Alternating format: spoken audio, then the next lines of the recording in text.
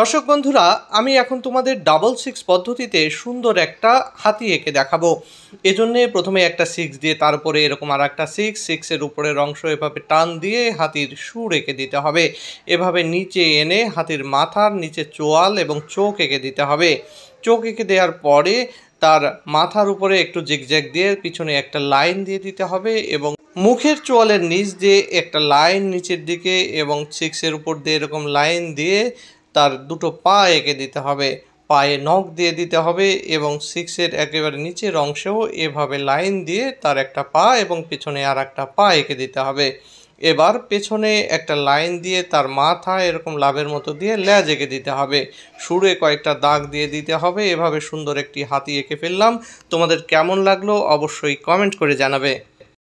দর্শক বন্ধুরা, আজ আসুন 3 দিয়ে খুব সুন্দর করে একটা পাখি আঁকি। প্রথমে এরকম একটা 3 লিখে ফেলতে হবে এবং এর উপরের অংশটা দিয়ে পাখির একটা মাথা এভাবে বাঁকিয়ে নিয়ে এসে এরপরে একই সঙ্গে পিঠের লাইন এবং পরে এভাবে একটু জিগজ্যাগ দিয়ে লেজের লাইন করে ফেলতে হবে।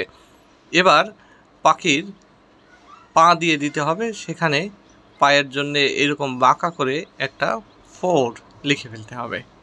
4 লেখার পরে পাখিটার একটা ঠোঁট দিয়ে দিতে হবে, এভাবে লম্বা করে 2টা পার্ট দিয়ে দিতে হবে ঠোঁটের। এরপরে চোখ দিয়ে দিতে হবে, চোখের মাঝখানে মণি দিয়ে দিতে হবে, মাথায় একটা ঝুঁটি এভাবে দিয়ে দিতে হবে।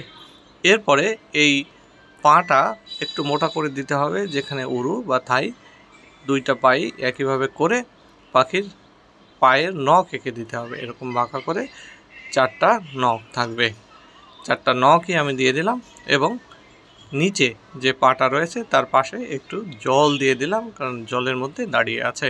এবার পাখির পাখনা বা ডানা এঁকে দিতে হবে, এরকম একটা বাঁকা লাইন দিয়ে তার ভেতরে এরকম কতগুলো লাইন দিয়ে দিতে হবে। এখন লাইনগুলো আমি আরেকটু বড় করে দিচ্ছি এবং এর নিচে আর একটা লাইন দিয়ে দিলাম। এবার মাথায় দিয়ে দেব পাখির লাল রঙের ঝুঁটি থাকে এ ধরনের পাখির। আজকে ছোট্ট সোনামণিদের জন্য জামরুল আঁকা শেখাবো। এজন্যে প্রথমে উল্টা করে একটা ইউ লিখতে হবে।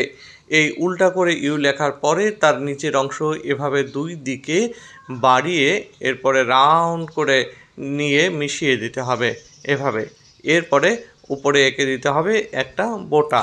এবার জামরুলের তলায় এভাবে বাঁকা বাঁকা লাইন দিয়ে ওর নিচের অংশটা এঁকে দিতে হবে। তার ভিতরে ছোট্ট ছোট্ট এরকম লাইন দিয়ে দিলে হয়ে গেল জামরুল। এবার জামরুলের একটা পাতা এঁকে দেবো আমরা সুন্দর করে।